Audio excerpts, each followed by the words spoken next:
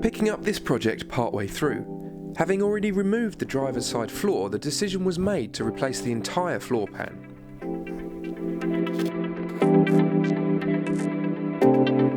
With the body flipped over, it's easy to see why. What seemed structurally sound was yet another car with poor repairs and patches encapsulating rusted panels.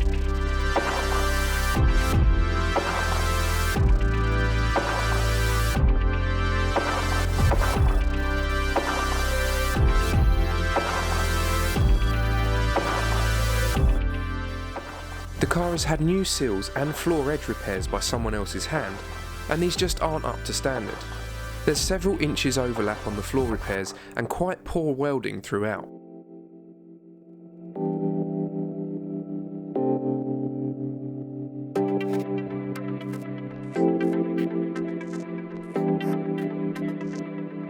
Removing half a floor pan takes some patience, but the whole thing is a considerable effort.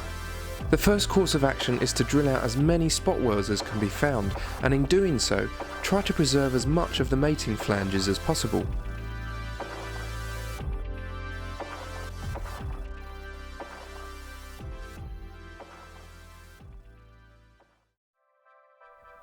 For this task, I use a standard high-speed drill bit. 8mm or so does the trick, and plenty of cutting fluid.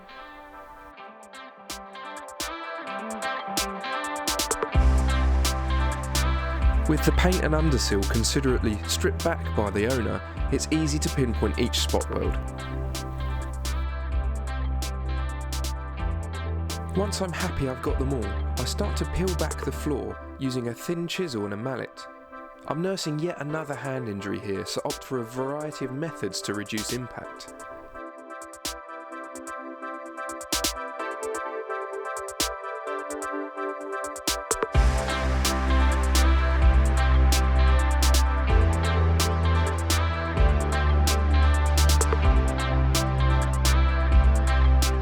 Given that the floor edge is now multiple layers, the spot welds aren't accessible, so I start cutting and peeling the centre section out and then move on to the footwell and toe board.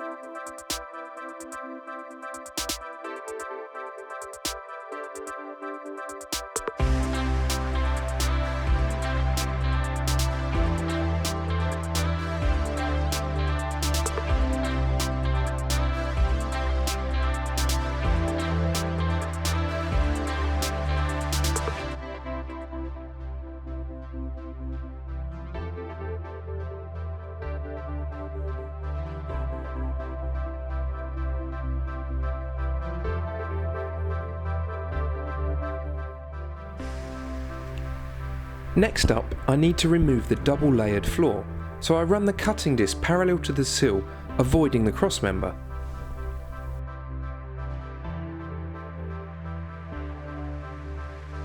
After removing the remaining floor in the same way, I'm pleased I've taken it this far and caught the corrosion before it deteriorated further. I clean up the inner sill by grinding off the welds where the floor once was, and tidy up all the box sections and crossmembers.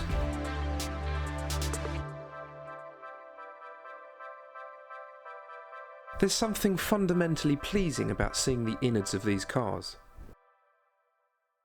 You can't get a better time to make repairs to the footwell, toe board, crossmembers and bulkheads, so that's exactly what I did. Here's just how nasty the previous repairs have been.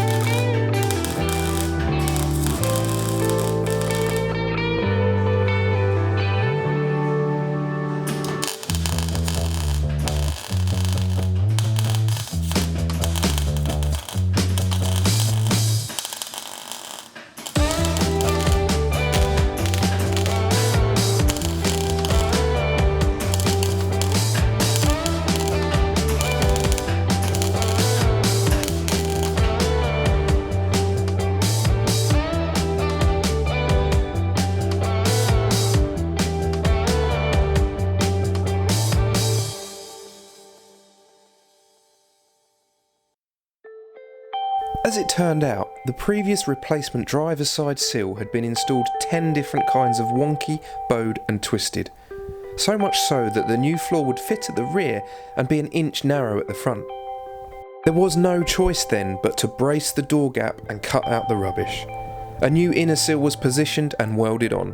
All the box sections have been cleaned up, etch primed and treated to 3 coats of hammerite. They'll also be covered in a rust preventer once the shell is painted. After a few smaller repairs were made to the flanges, the new floor was put in place for the first time.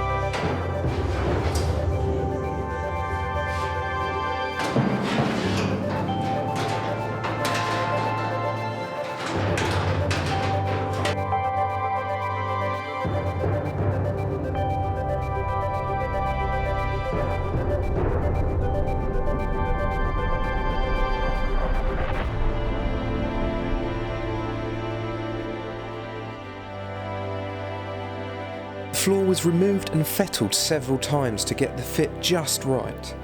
The results speak for themselves.